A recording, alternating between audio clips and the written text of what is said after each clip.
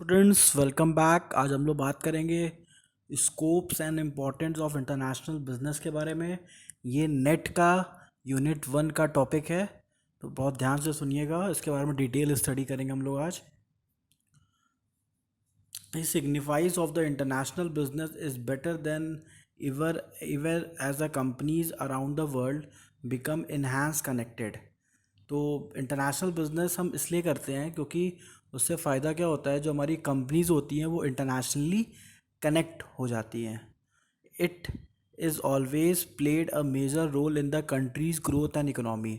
और जो भी कंपनी, जो भी कंट्री इंटरनेशनल बिजनेस करती है, आप देखोगे उसकी इकोनॉमी को बूस्ट करना ही करना है। क्यों? क्योंकि अगर आप केवल इंडिया में ट्रेड करते हो तो इंडिया में ट्रेड करने पे क्या होगा, आपका पैसा उनके पास जाएगा, इंडियंस के पास ही, और इंडियन का पैसा आपके पास आ रहा है, मतलब सारा पैसा आपस में सर्कुलेट हो रहा है। लेकिन जब आप इंटरनेशनली ट्रेड करते हो तो बाहर से कुछ पैसा इंडिया में आता है, तो वो जो फ़ायदा होता है, वो जो सरप्लस अमाउंट होता है, उससे इकोनॉमी बढ़ती है। इसीलिए इंटरनेशनल ट्रेड को इम्पोर्टेंस दिया गया है। नेक्स्ट आते हैं, international business is very important for the sustain of a country, as the gross domestic product or GDP is reliant on the goods foreign business। तो अगर आप चाहते हैं कि आपके बिजनेस का, आपके कंट्री का जीडीपी बढ़े, तो वो पूरा का पूरा इंटरनेशनल ट्रेड पे ही डिपेंड होता है। अगर आपका इंटरनेशनल ट्रेड अच्छा है तो ऑटोमेटिक उस कंट्री का जीडीपी अच्छा ही होगा। It is very broad term because it holds various types of rules and regulation. It refers to business activities that take place transversely national frontiers। तो इसमें बहुत सारे रूल्स एंड रेगुलेशंस होते हैं इंटरनेशनल बिजनेस में। यहाँ पे खाली अपना रूल रेगुलेशन आप फॉलो नहीं करा सकते। आप जिस भी कंट्री में बिजनेस करने जा रहे हैं, आपको उनके कंट्रीज़ के रूल्स एंड रेगुलेशन को भी फॉलो करना पड़ता है। ठीक है, नेक्स्ट स्टार्ट करते हैं।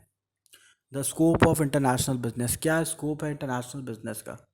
International business is much broader than the international trade. It includes not only the international trade but also a wide variety of other ways in which the firm operate internationally.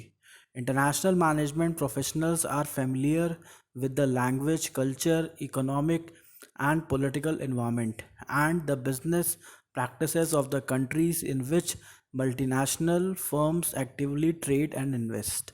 तो concept यहाँ पे क्या बता रहे हैं कि business international business का खाली ये मतलब नहीं है कि आप गुड्स का इंपोर्ट और एक्सपोर्ट करिए, ये तो केवल इंटरनेशनल ट्रेड हो गया। तो ये इंटरनेशनल बिजनेस उससे बड़ा टर्म है। जब आप इंटरनेशनल बिजनेस करते हो तो आप जिस भी कंट्री में एंटर करते हो, उस कंट्री के कल्चर्स, ट्रेडिशन, सब कुछ आपको फॉलो करना पड़ता है। जैसे एग्जांपल लेते हैं, अब मैकडोनल्ड्स अगर यूएसए से इंडिया आया तो इंडिया में उसने इंडिया के कल्चर को भी अडॉप्ट किया। इंडिया में जब दिवाली सेलिब्रेट की जाती है तो वो दिवाली स्पेशल प्रोग्राम चलाते हैं। होली का सेलिब्रेट होता है तो होली स्पेशल प्रोग्राम चलाते हैं। यही एग्जांपल कैडबरीज़ का भी है। आप कैडबरीज़ देखोगे, कैडबरीज़ पूरे वर्ल्ड में बिक रहा है, लेकिन जब वो इंडिया में सेल करते हैं तो इंडिया के जितने भी फेस्टिवल होते हैं उससे वो कनेक्ट करते हैं। तो ये होता है इंटरनेशनल बिजनेस। इंटरनेशनल बिजनेस एक ब्रॉडर टर्म है।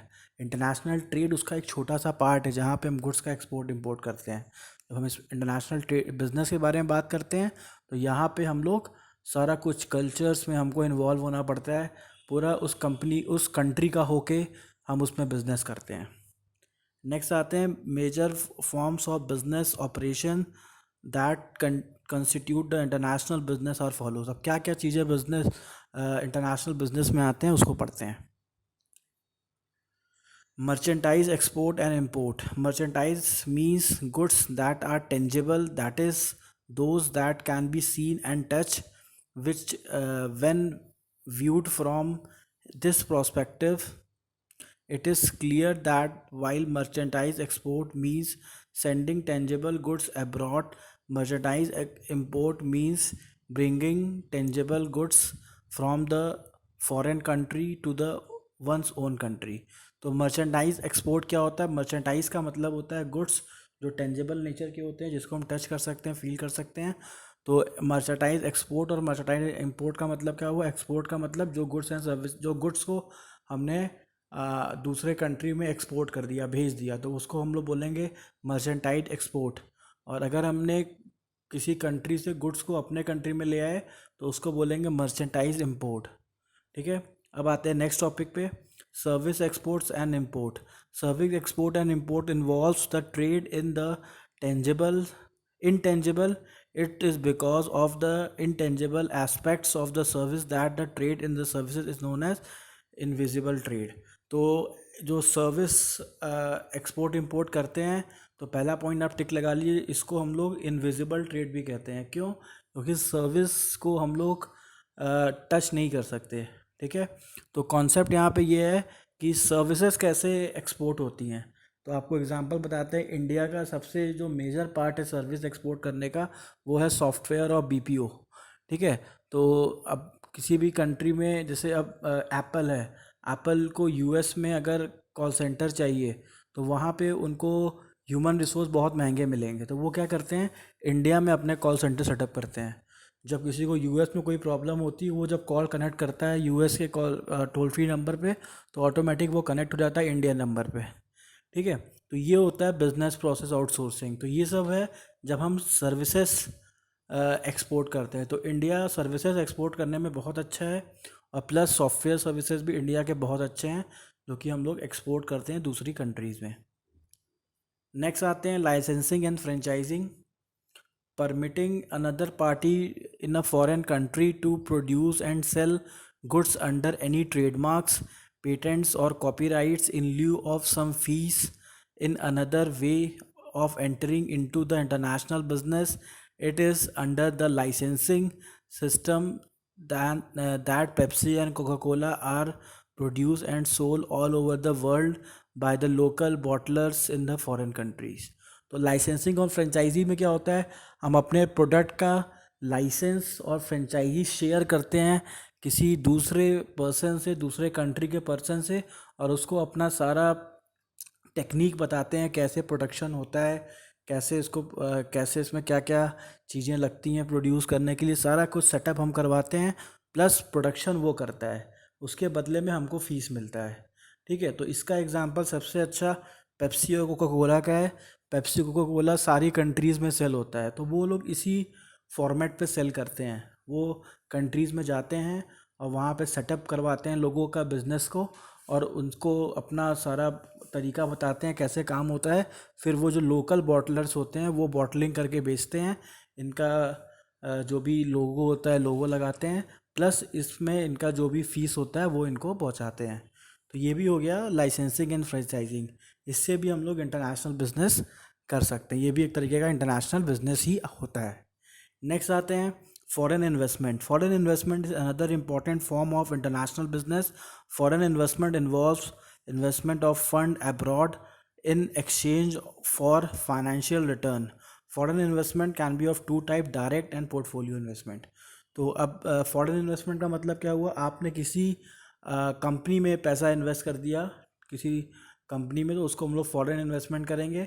उसमें दो तरीके के इन्वेस्टमेंट होते हैं, एक होता है डायरेक्ट, एक होता है पोर्टफोलियो। डायरेक्ट इन्वेस्टमेंट में हम कंपनी में डायरेक्ट इन्वेस्ट करते हैं, कंपनी में पार्टनर बन गए, तो वो सब डायरेक्ट इन्वेस्टमेंट हो गया। पोर्टफोलियो इन्वेस्टमेंट में क्या होता है, हम उस कंपनी का शेयर स्टॉक एक्सचेंज से ख़रीद लेते हैं, तो उसको पोर्टफोलियो इन्वेस्टमेंट कहते हैं। तो ये भी एक तरीका है इंटरनेशनल बिजनेस करने का। नेक्स्ट आते हैं monopoly power. It might arrive from the patent right, technological advantage, product segregation, etc. Another reason for the internationalization is limited market information. तो बहुत सी कंपनीज जो होती हैं वो मोनोपोली पावर पे भी वर्क करती हैं। जैसे उन्होंने कोई भी चीज़ बना लिया, ठीक है, अब उसका पेटेंट्स करा लिया उस पर्टिकुलर प्रोडक्ट का, और अब उसको उसका पेटेंट सेल कर रहे हैं, और वो पूरी कंट्री में वो बिक रहा है, और इसका रिटर्न इनको मिल रहा है। जैसे एग्जांपल लेते हैं, मान लीजिए क्लॉक की बात करते हैं, ठीक है। अब क्लॉक जिसने भी मैन्युफैक्चर किया, या फिर बल्ब जिसने भी मैन्युफैक्चर किया, जिसने भी इन्वेंट किया, उसने क्या किया, बल्ब का एक एडिशन ने बल्ब का क्या करा लिया, पेटेंट राइट करा लिया। पेटेंट राइट करा के अब वो पेटेंट राइट्स को अलग अलग बल्ब्स की कंपनी को सेल करेंगे। तो जितनी भी बल्स पे कंपनी बनेगी वो सब कुछ शेयर उनके अकाउंट में ट्रांसफ़र करेंगी, तो इसको बोलते हैं मोनोपोली पावर। यहाँ पे क्या होता है, हमारे पास कोई एक प्रोडक्ट की मोनोपोली होती है, उसका हम पेटेंट ले लेते हैं और फिर उसके पेटेंट को सेल करते हैं और उससे पैसे कमाते हैं। तो वो मोनोपोली पावर को सेल करना भी एक इंटरनेशनल बिजनेस का मोड है। नेक्स्ट आते हैं benefited from currency exchange. Those who add an international business to their assortment may also advantage for currency fluctuation. For example, when the US dollar is down, you might be able to export more as foreign customer benefited from the favorable currency exchange rate. अब देखिए currency का जो rate होता है रोज़ ऊपर नीचे होता रहता है, तो जब भी यूएस डॉलर डाउन है तो आप चाहें तो बहुत ज़्यादा एक्सपोर्ट करके अच्छा करेंसी वहाँ से उठा सकते हैं। ठीक है, तो करेंसी रेट के फ्लक्चुएशन की वजह से भी आपको एक्स्ट्रा बेनिफिट हो सकता है। तो ये तभी होता है जब आपका यूएस डॉलर डाउन हो जाए और रुपीस प्लस में हो जाए, तो उस कंडीशन पे अगर आप एक्सपोर्ट करते हैं तो आपको ज़्यादा पैसे एक गुड्स के मिल जाते हैं। नेक्स्ट आते हैं limitations of domestic market. Some demographic trends such as contraction in the birth rate, declines in the domestic demand, fully trapped market potential have adverse effect on the some business. When the domestic market is small, international business is the option for the growth. Depression in the home market drives companies to explore the foreign market. तो होता क्या है कि आप केवल domestic market के अगर भरोसे रहोगे तो आपका बिजनेस बहुत अच्छा नहीं चल सकता। क्यों नहीं चल सकता?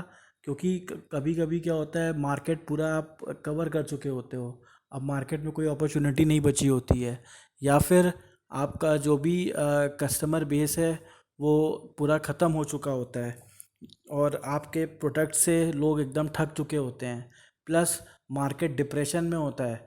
तो उस कंडीशन पे आपको पास एक ही ऑप्शन होता है कि आप इंटरनेशनल बिजनेस में आएँ, ताकि आपको नए नए मार्केट्स मिलें, नए नए कस्टमर्स मिलें, तब आप ग्रो कर सकें।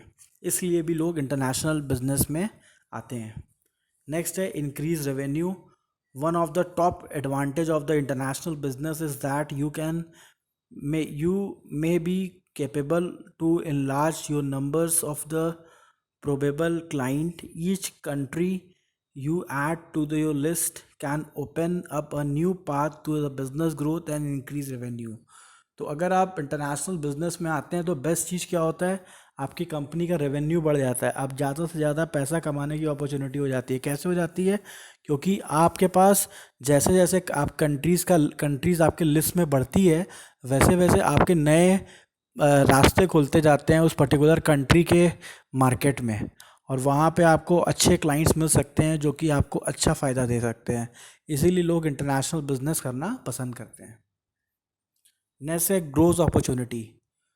Foreign market, both developed countries and developing country provide considerable expansion opportunities for the firm from a developing country. MNCs are interested in a number of developing countries due to initially increase in their income and the population of the predictable as 1 billion increase in the world population during 2000 to 2015. Only about 3 will be in the higher income countries. Foreign market, both developed and developing countries after ample opportunities for developing countries firm also. तो growth opportunities कैसे बढ़ती है कि आप देखो, जब आप नई कंट्रीज़ में जाते हो आप गुड्स सेल करने के लिए, तो बेस्ट चीज़ क्या होता है, आपका एक्सपेंशंस होने लगता है और आपको नई नई अपॉर्चुनिटीज़ मिलने लगती हैं।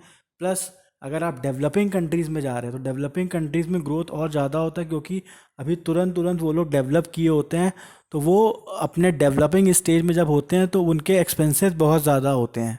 ठीक है, तो वहाँ पे भी कंपनीज जाके पैसे कमा लेती हैं। इसीलिए इंडिया में लोग आना पसंद करते हैं, क्योंकि ये एक डेवलपिंग नेशन है, यहाँ पे लोग डेवलप कर रहे हैं।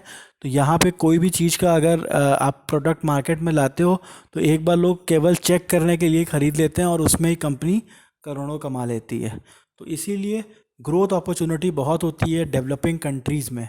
इसीलिए कंपनीज प्लान करती हैं कि वो इंटरनेशनल बिजनेस करें और डेवलपिंग कंट्रीज़ में इंटरनेशनल बिजनेस करें।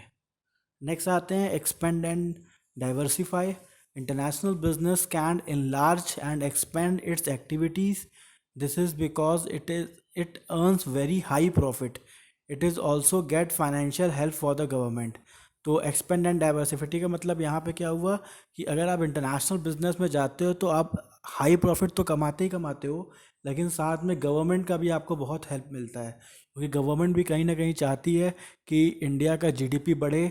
ठीक है, तो वो आपको बहुत सारे बेनिफिट देती हैं, ताकि आप अगर आप एक्सपोर्ट्स के बिज़नेस में हैं तो एक्सपोर्ट के बिज़नेस वालों को शुरू से गवर्नमेंट प्रायोरिटीज़ देती है।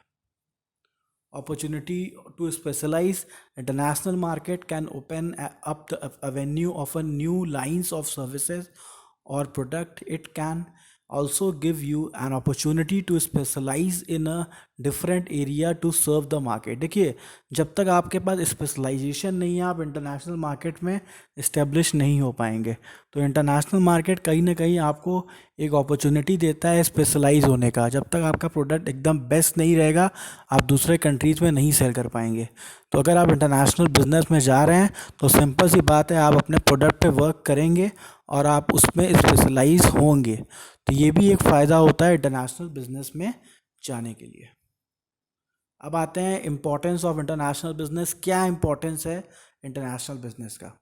पहला है market expansion.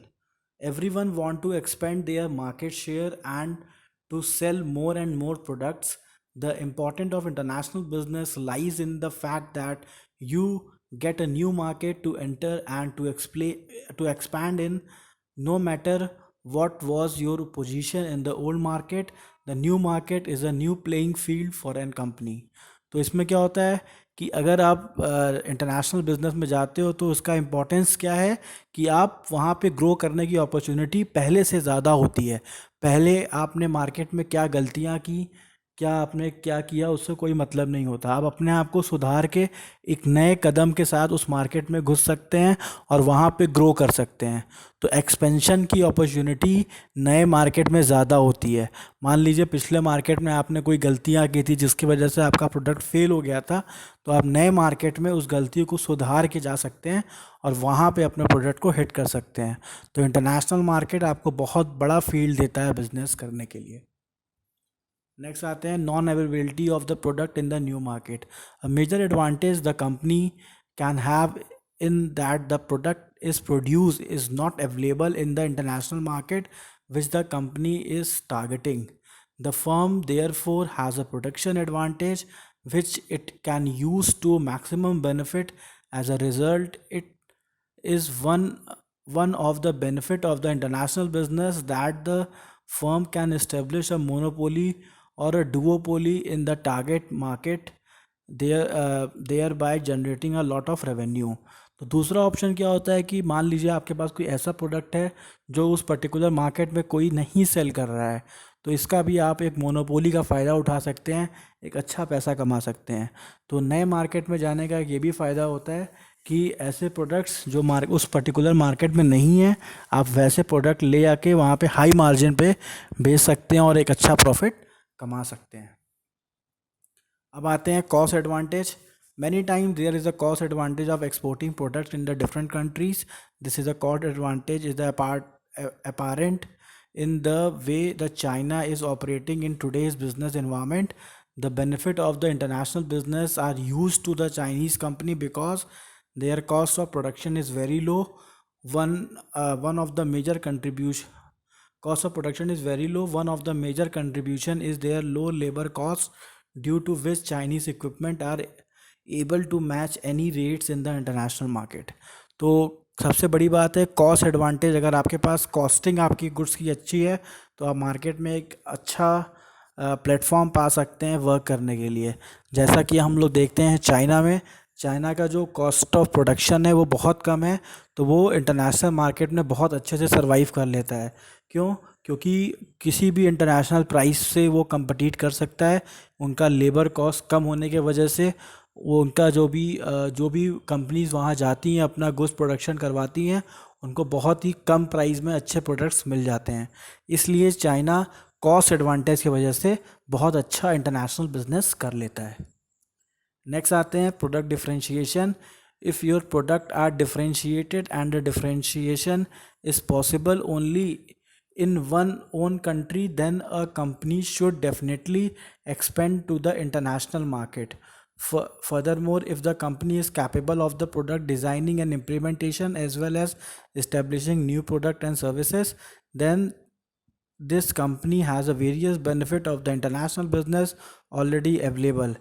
Expanding to the international market sounds logical if you can differentiate your product from the existing market product. तो प्रोडक्ट डिफरेंशिएशन का बहुत इंपॉर्टेंस है मार्केट में। आप देखते हो कि मार्केट में हमेशा टीवी में ऐड आता है, वो बताते हैं कि हमारा प्रोडक्ट दूसरे प्रोडक्ट से अलग है। ठीक है, जैसा आप सोप का एग्जांपल ले लेते हैं, लक्स भी नहाने के काम आता है और डव भी नहाने के काम आता है, लेकिन लक्स वाले अलग अपने एक सोप की बड़ाई करते हैं, डव वाले अपने प्रोडक्ट की बड़ाई करते हैं। इसी को हम बोलते हैं प्रोडक्ट डिफरेंशिएशन। अगर आप प्रोडक्ट डिफरेंशिएशन में अच्छे हो तो आप किसी भी मार्केट में आराम से एंटर कर सकते हो। मतलब अपने प्रोडक्ट को बेस्ट दिखा के सेल करना और उसकी यूनिक क्वालिटीज़ को हाईलाइट करना ही प्रोडक्ट डिफरेंशिएशन है। अगर आप इंटरनेशनल मार्केट में ऐसा कुछ कर सकते हैं तो आप हमेशा से वहाँ पे सक्सेसफुल रहेंगे। नेक्स्ट आते हैं economic recession in one own country. The importance of the international business is fourfold. If a company is afraid of the recession in their own country, companies like Mitsubishi, Daikin, Blue Star and other have the presence across the multiple countries and the region. This is so that they can migrate the effect of the slow economy in their home country. तो ये सब जो भी companies हैं, आप देखोगे decane, blue star, जिस भी कंट्री की कंपनीज़ है वहाँ पे बहुत अच्छी इकोनॉमिक सिस्टम नहीं थी, तो इन्होंने क्या किया, माइग्रेट कर दी कि दूसरी कंट्रीज़ में। लेकिन दूसरी कंट्रीज़ में इनका बहुत ही अच्छा रिस्पॉन्स रहा है और ये कंपनी अब लीडिंग प्रोडक्ट हो गई हैं दूसरे कंट्रीज़ की। तो अगर आपकी कंपनी, आपकी कंट्री में रिसेशन का माहौल है तो आपके लिए एक ऑप्शन इंटरनेशनल बिजनेस होता है, जहाँ पे रिसेशन नहीं है, वहाँ पे आप अच्छा ग्रो कर सकते हो। Just like a diversification of a product is important, diversification of market can be benefit the companies. Hence, one reason international business is considered the important is because of the safety it provide to the company least and the economic downturn happens. तो diversification of product तो important होता ही है, हम लोग समय समय पे नए नए प्रोडक्ट्स निकालते ही रहते हैं, लेकिन साथ ही साथ अगर मार्केट का भी डाइवर्सिफिकेशन किया जाए तो ज़्यादा अच्छा होता है, बिज़नेस ज़्यादा प्रॉफिटेबल होता है। क्योंकि आप एक मार्केट में लंबे समय तक सर्वाइव नहीं कर सकते। आपको एक बार अगर ढेर सारे मार्केट्स आएंगे तो कोई एक दो मार्केट ख़राब भी हो तो कोई दिक्कत नहीं है, फिर भी आपका बिजनेस ग्रो करता रहेगा। अब आते हैं growth in demand in other market. When the South Africa belongs to the primitives and the native tribes, there is no business being conducted. However, when the globalization, we can see the growth and the development of the Ghana and the Nigeria as well as the other African countries. The growth of these countries and the flourishing commerce is the another proof of importance of international business. जैसा कि south Africa बहुत ही ज़्यादा under develop country था, लेकिन जब इन्होंने अपने global market, अपने इकोनॉमी को ओपन किया, जब ग्लोबलाइजेशन किया अपने इकोनॉमी का, तो उससे फ़ायदा क्या हुआ, सारी कंट्री ग्रो करने लगी और धीरे धीरे वहाँ बहुत सारा इम्प्रूवमेंट देखा गया, बहुत सारा चेंजेस देखा गया और वो एक अच्छा एग्जाम्पल बना इंटरनेशनल बिजनेस का। As a demand rise in the new market, the growth in the demand automatically attracts new companies. If your company is one of to reach them to time, it is automatically grow its market share wider in what all the companies want. तो best चीज़ क्या होता है, अगर आप सही समय पे सही कंट्री पे पहुंच जाते हो जहाँ पे आपके प्रोडक्ट की डिमांड है, तो एक बार में आपकी कंपनी बहुत अच्छा ग्रो कर लेती है इंटरनेशनल बिजनेस में। नेक्स्ट आते हैं economies of scale. Naturally when we are talking of the operations and the growth, another factor which helps to profitability of the company to a great extent is the economies of the scale. We have the excellent articles on the economies of the scale explaining with the example. With your business growing and you're increasing your fixed costs, the concept of the economies of scale in basically that the fixed cost goes down when the manufacturing goes up from the same assets. The This benefit the companies because the companies get a cost advantage and over competitors. It improve its own case of operation. तो economies of scale होता क्या है, जब हम कोई भी production अपने best utility पे करते हैं तो उसको हम इकोनॉमीज ऑफ स्केल कहते हैं. मतलब हमारा 100% प्रोडक्शन जा रहा है और जो हमारा प्राइस है, कॉस्टिंग जो है वो कम हो रहा है. तो इकोनॉमीज ऑफ स्केल भी आप अचीव कर सकते हैं अगर आप इंटरनेशनल बिजनेस करते हैं. क्यों? क्योंकि आपके पास एक बड़ा मार्केट होता है और बड़े मार्केट के लिए आपको ज़्यादा प्रोडक्ट की ज़रूरत होती है. ज़्यादा प्रोडक्ट करते हैं तो फ़ायदा क्या होता है कि आप कम रेट में वो प्रोडक्ट प्रोड्यूस करते हैं और आपकी कॉस्टिंग कम होती है और आप कंपटीशन में आराम से सरवाइव कर लेते हैं. Thank you students. हमारे चैनल को सब्सक्राइब करिए और शेयर करिए. Thank you.